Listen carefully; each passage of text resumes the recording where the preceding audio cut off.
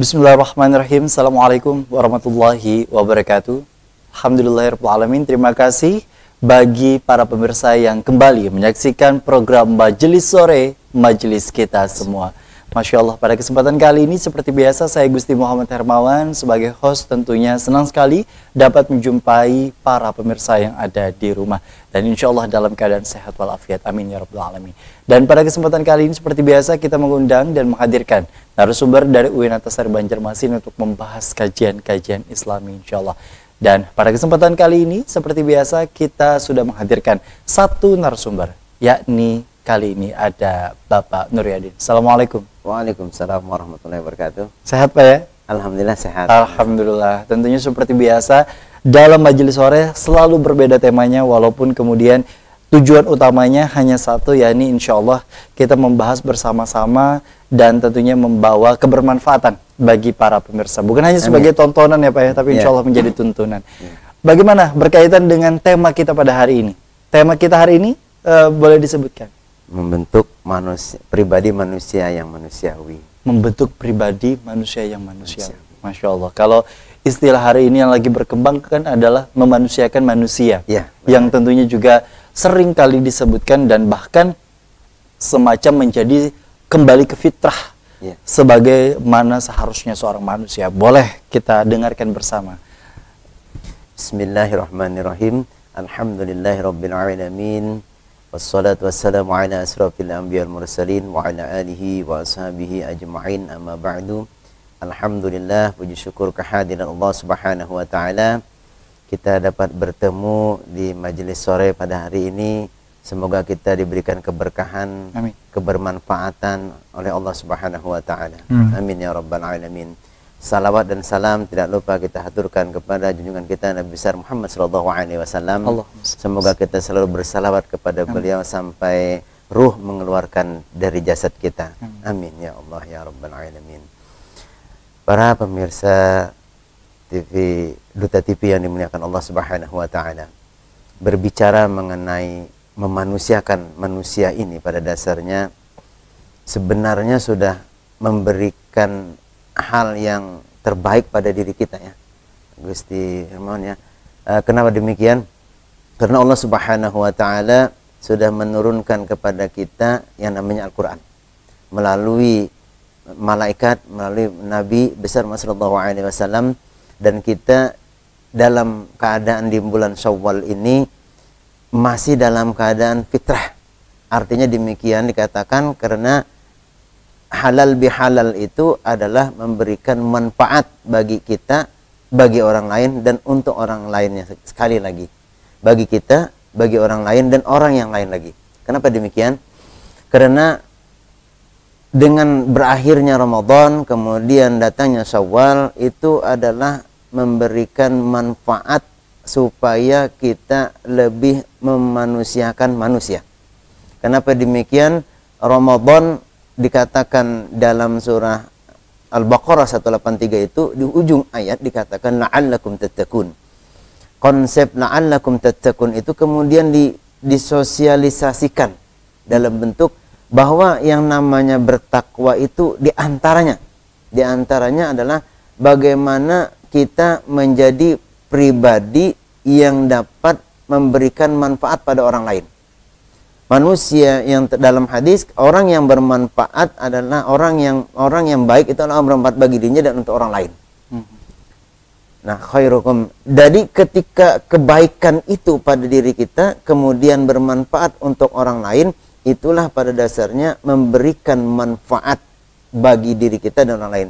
Nah, para pemirsa TV yang dimuliakan Allah Subhanahu wa taala, Allah Subhanahu wa taala memberikan kepada manusia dalam berbagai keutamaan, kelebihan dibandingkan makhluk yang diciptakan Allah pada makhluk yang lain. Di antara kelebihan manusia itu adalah manusia dapat bersosialisasi dengan manusia yang lain. Di antaranya juga ketika kita mengatakan Assalamualaikum, maka dijawabkan Waalaikumsalam warahmatullahi wabarakatuh. Ini memberikan bahwa bentuk sosial manusia ketika dia mengucapkan salam, maka dijawab dengan salam. manfaat yang lebih adalah ketika itu mengandung doa kepada diri kita dan kepada orang lain.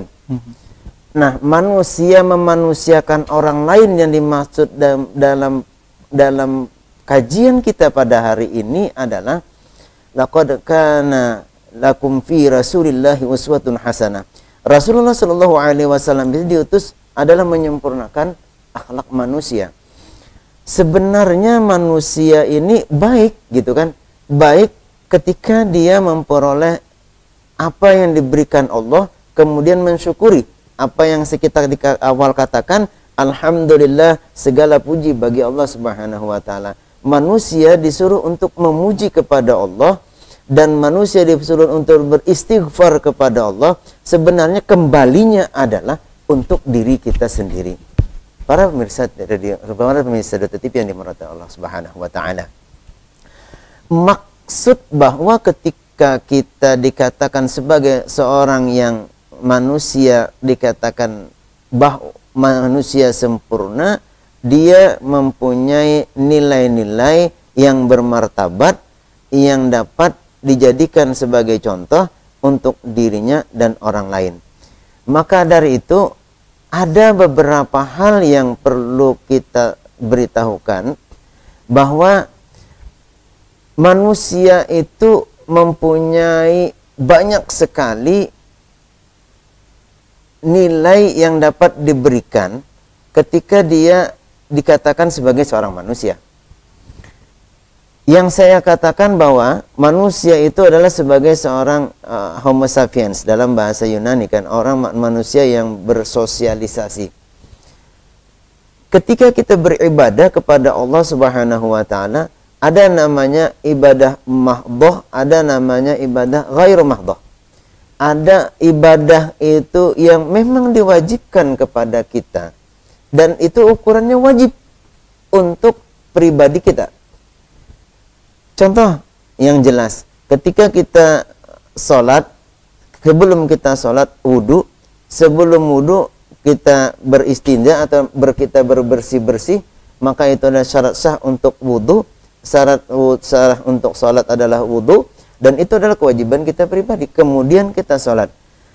Yang menjadi persoalan adalah ketika kita dikatakan bahwa kita sholat, kita wudhu, atau kita beristinja, apakah itu cukup untuk nilai pribadi kita?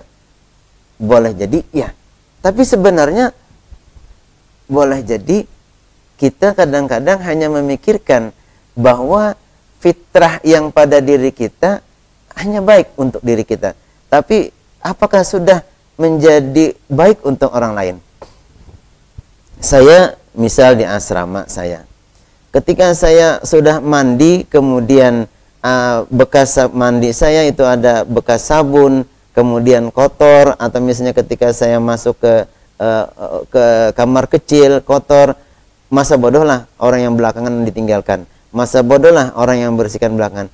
Baik bagi diri kita, boleh jadi tidak baik untuk orang lain. Oke. Itu maksud bahwa mensosialisasikan diri kita untuk orang lain, merasa bahwa diri kita baik, ternyata masih ada bentuk sosialisasi yang tidak manusia pada diri kita. Dan terkadang memang itu yang kemudian juga ada di dalam diri kita, merasa kita sudah benar, namun kemudian juga ini yang tentunya juga menjadi bagian yang seringkali salah ya Pak ya, bahwa apa yang kemudian kita lakukan, lalu kemudian juga kita dapatkan dan kita katakan kita rasa itu benar, padahal tidak tentu melalui perspektif orang lain. Nah, tentunya juga berkaitan dengan hal ini, seringkali perasaan-perasaan yang kemudian juga muncul di dalam diri, mungkin didorong oleh nafsu, lalu kemudian juga kurangnya pengetahuan akan pemahaman ilmu agama, sehingga dengan kondisi seperti itu kian melebar, kian membesar, dan bahkan menguasai di dalam kondisi diri. Lalu seperti apa sebenarnya untuk memulai hingga diri sebagai manusia mampu memanusiakan diri sendiri dan mampu memanusiakan orang lain? Kita nanti akan kembali. Usai jeda, tetaplah bersama kami dalam program Majelis Sore, Majelis Kita Semua.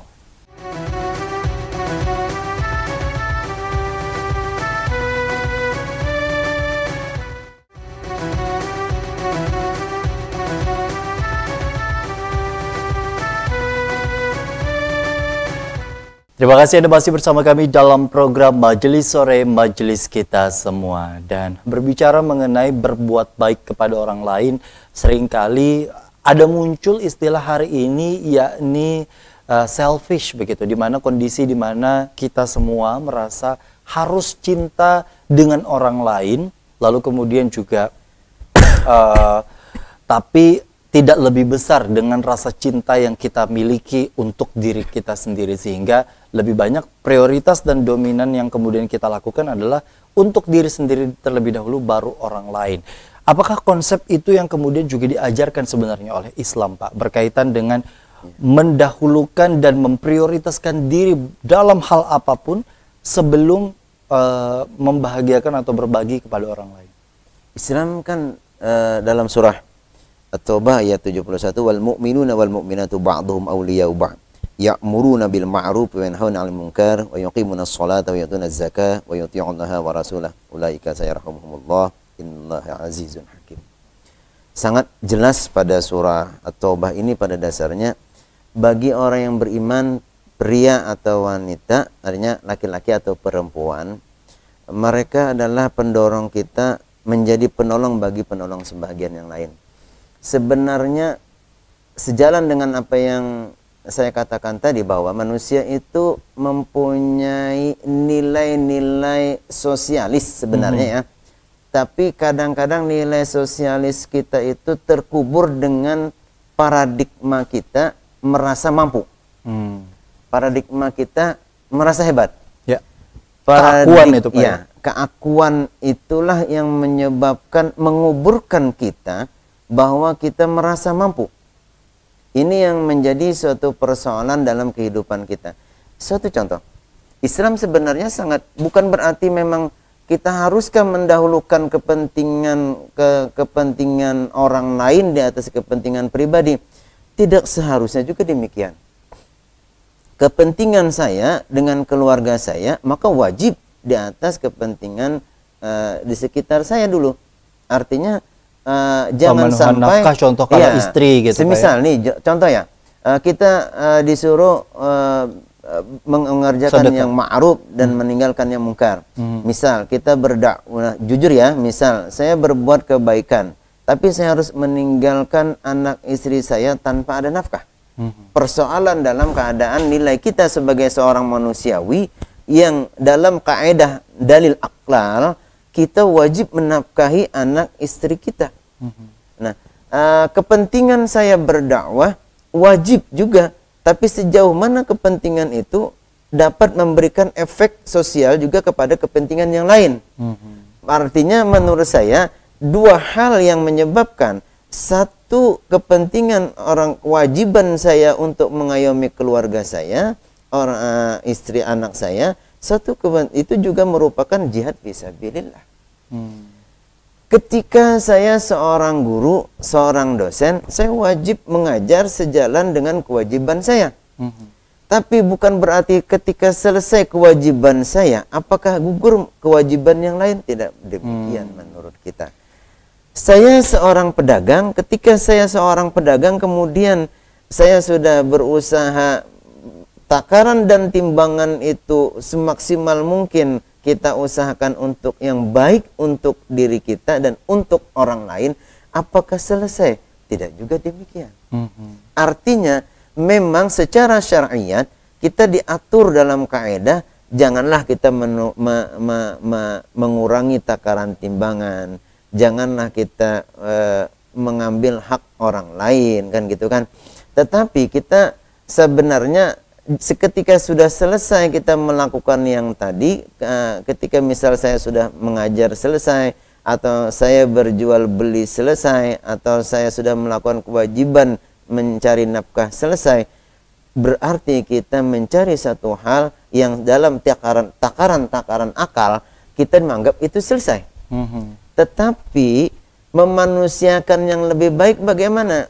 Saya seorang dosen atau saya seorang guru, maka seminimal mungkin maka haruslah saya mendoakan anak murid saya.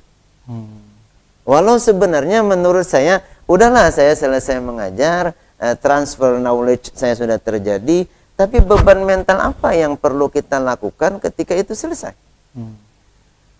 Jujur, sejauh mana berapa ribu dunia pendidikan mengeluarkan para pelajar, berapa ribu perguruan tinggi mengeluarkan mahasiswa, apakah kita bukan mengatakan bahwa bermartabatkah, bermanusiawikah mahasiswa yang sekian ribu keluar itu, sekian pelajar yang keluar itu menjadikan, apakah nantinya sebagai berapa ribu yang nantinya keluar kemudian dia menjadikan dalam kaidah Pancasila bermartabat, bermanusia, berkarakter.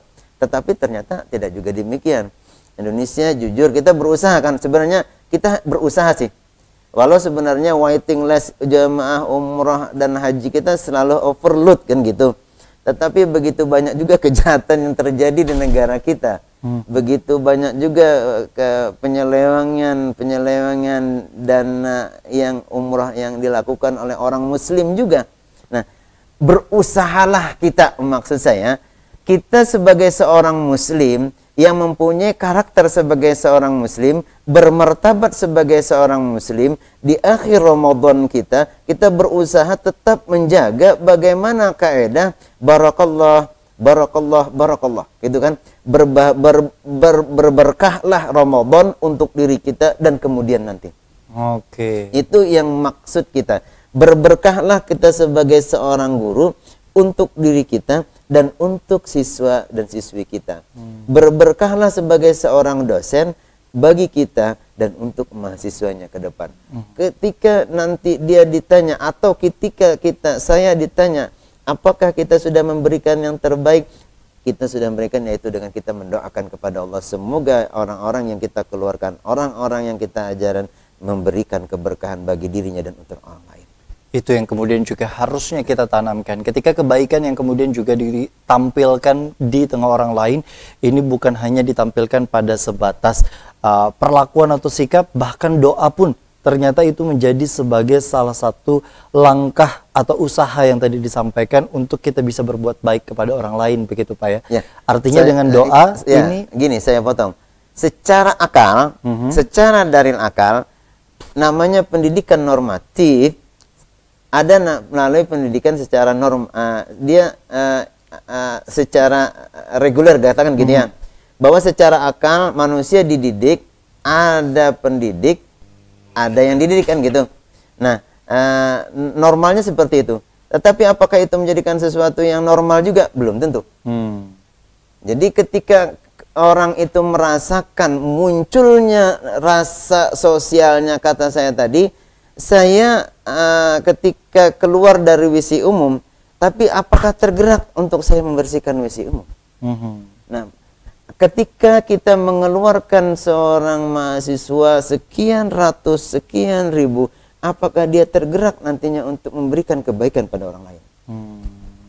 Jadi ada tanggung jawab moral, terutama pada setiap profesi apapun itu, bukan hanya guru, pedagang dan lain sebagainya, tapi di satu sisi yang lain ketika berbuat baik itu kemudian juga menjadi sebuah hal yang bisa kita latih, bisa kita perbaiki, maka itu jauh lebih baik dibandingkan tidak melakukan apapun atau kemudian juga merasa yang paling benar adalah diri sendiri, begitu Pak ya. Kita nanti akan kembali usai jeda, tetaplah bersama kami dalam program Majelis Sore, Majelis Kita Semua.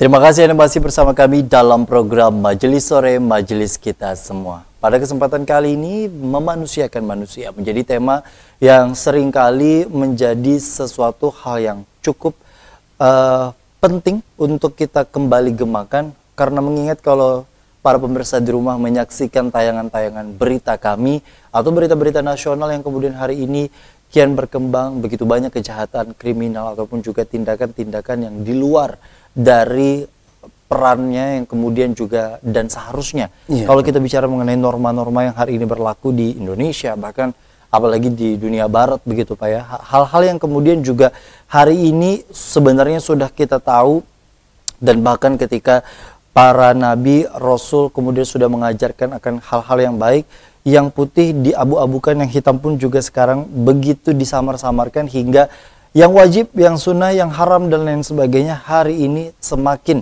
kian diabu-abukan dari, atau kemudian juga ditinggalkan lah istilahnya, diabaikan untuk kemudian juga melakukan hal-hal yang di luar dari yang seharusnya.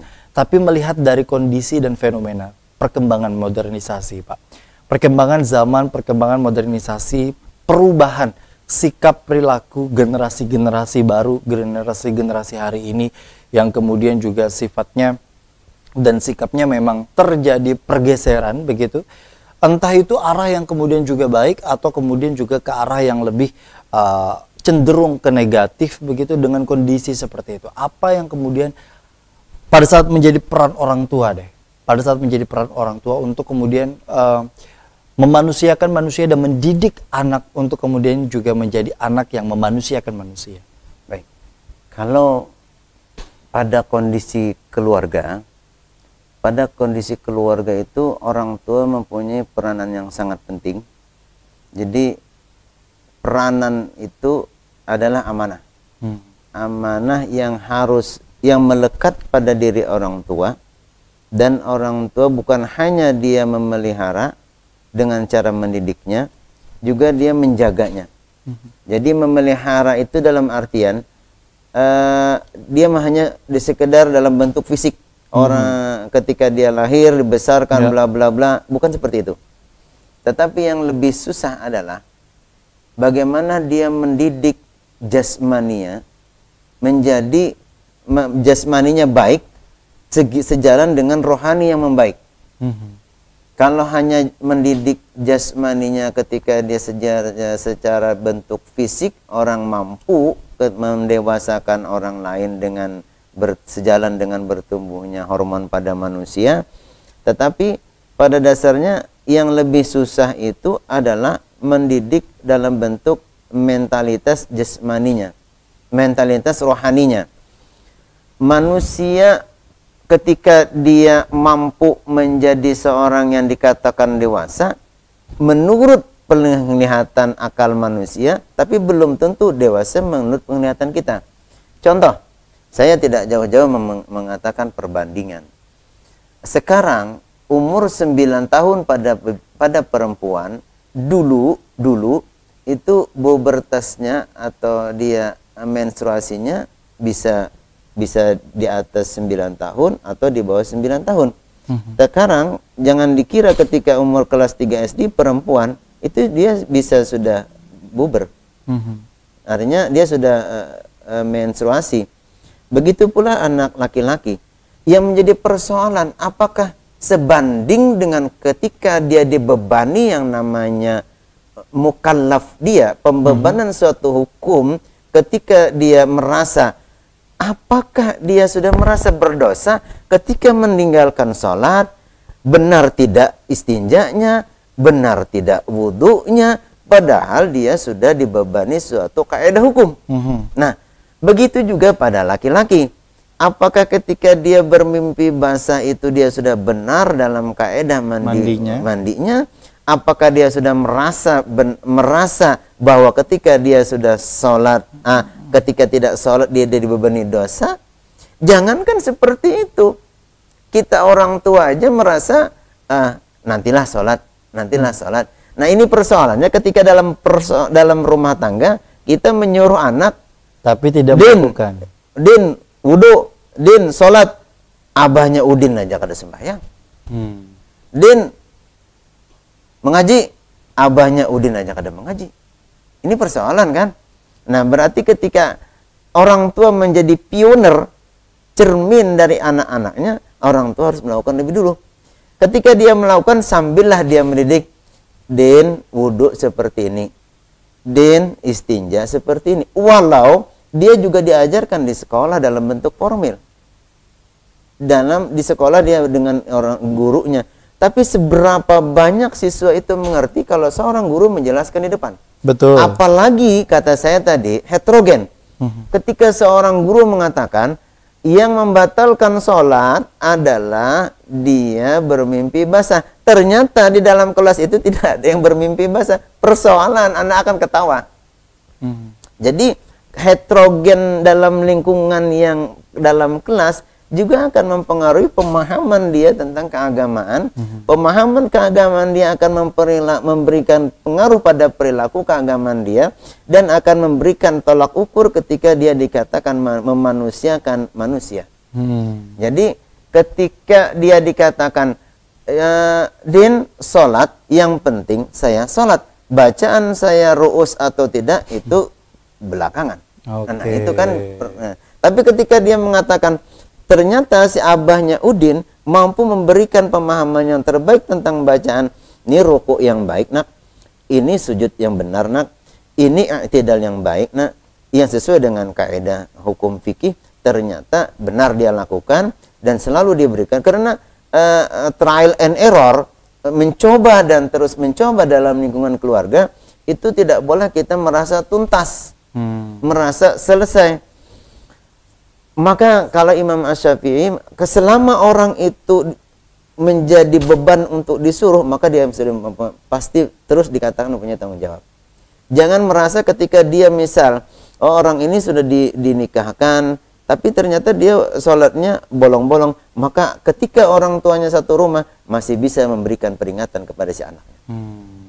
Jadi tidak hanya kemudian juga lepas begitu saja, sekali lagi begitu Pak ya. Karena dengan kondisi seperti itu, mungkin yang namanya memanusiakan manusia bukan hanya terikat antara hubungan darah baik orang tua kepada anak, tapi juga kepada sesama muslim begitu Pak ya. Sesama warga negara Indonesia istilahnya, warga negara yang kemudian juga patut kita jalin hubungannya sebaik mungkin. Mengingat apalagi secara khusus tadi contoh yang kemudian dianalogikan adalah orang tua dengan anak yang kemudian juga kedekatannya itu memang saling memiliki hak dan kewajiban, tapi di satu sisi peran dari orang tua itu sendiri yang kemudian juga harus ditinjau dan ditekankan kembali begitu. Sejauh mana hal yang kemudian dicontohkan, lalu kemudian juga untuk kemudian bisa bersama-sama menjalankan kewajiban-kewajiban yang lebih baik itu tadi begitu Pak ya. Nah, di segmen berikutnya kita nanti akan kembali lagi dengan closing statement atau kesimpulan berkaitan dengan memanusiakan manusia, yang hari ini kita tahu bahwa peran dari orang tua, peran dari guru saja itu bahkan tidak cukup untuk seseorang bisa berubah dari wataknya, dari perilakunya, dari bahkan pengaruh lingkungan teman-temannya. Sehingga begitu banyak aspek yang kemudian juga harus diubah dari diri kita sendiri. Seperti apa usaha atau kemudian hal yang kemudian harus kita tanamkan di dalam diri? Tetaplah bersama kami dalam program Majelis Sore, Majelis Kita Semua.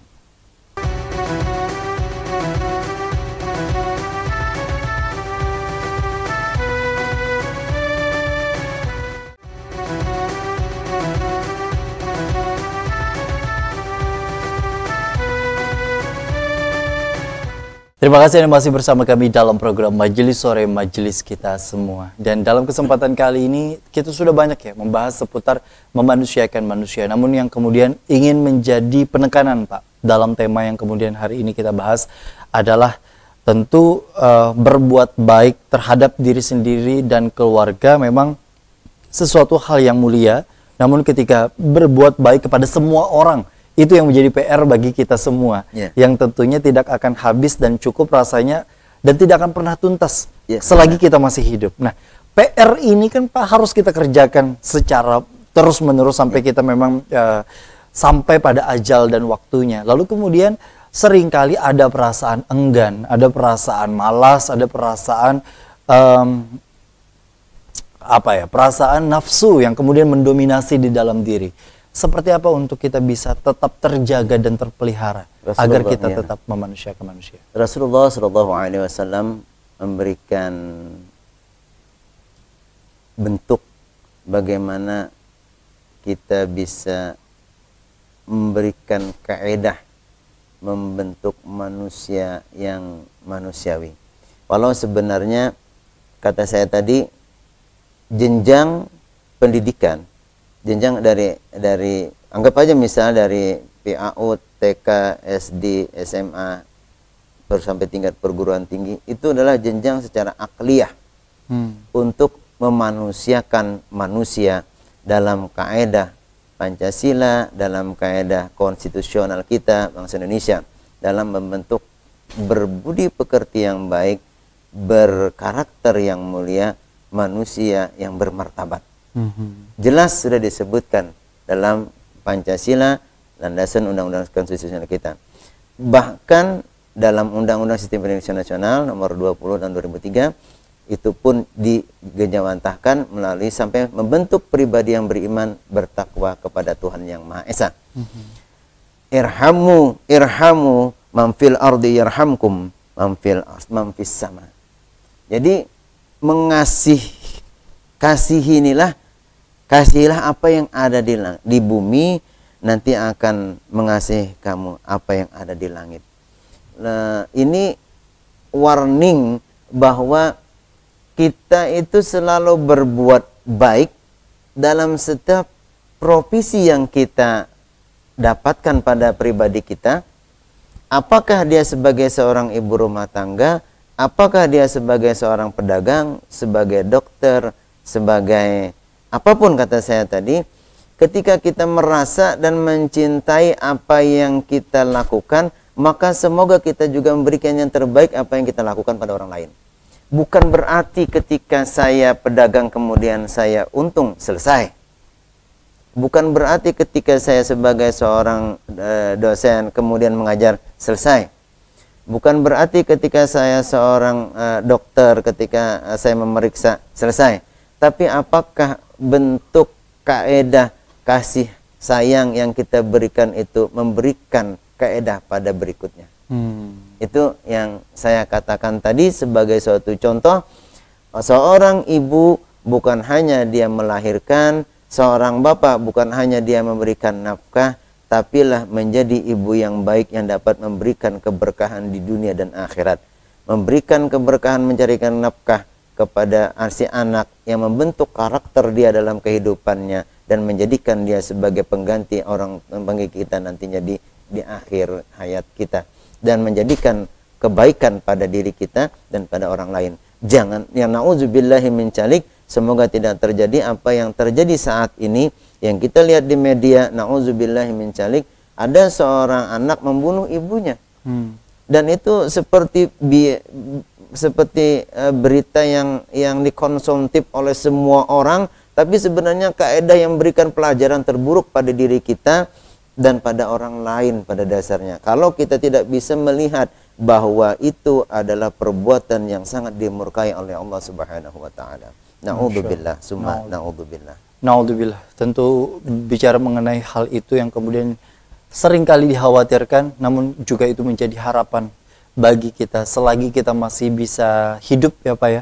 Itu yang kemudian juga menjadi harapan bagi kita semua untuk insya Allah PR ini betul-betul kita jalankan semaksimal mungkin sesuai dengan kadar usaha yang kemudian kita bisa, secara bertahap, secara berproses, karena tentu tidak ada manusia yang kemudian juga diciptakan secara sia-sia. Namun tentu dengan kondisi seperti itulah yang bisa kita pelajari atas iman dan Islamnya. Itu yang kemudian juga bisa menjadi hikmah dalam tema kita pada kesempatan kali ini. Semoga insya Allah bisa bermanfaat bagi para pemirsa yang di rumah. Insya Allah tentunya juga atas tayangan ini bisa sekali lagi menjadi pengingat atau terkadang bisa menjadi tuntunan bagi kita semua, bukan hanya sebatas tontonan. Terima kasih Pak Nur Yadin, sehat selalu bersama dengan keluarga, Masya Allah. Terima kasih juga bagi para pemirsa di rumah yang sudah menyaksikan program Majelis Sore edisi hari ini. Saatnya saya Gusti Muhammad Hermawan bersama dengan Pak Nur Yadin mengucapkan terima kasih atas perhatian dan kebersamaannya. Wassalamualaikum warahmatullahi wabarakatuh. Waalaikumsalam warahmatullahi wabarakatuh.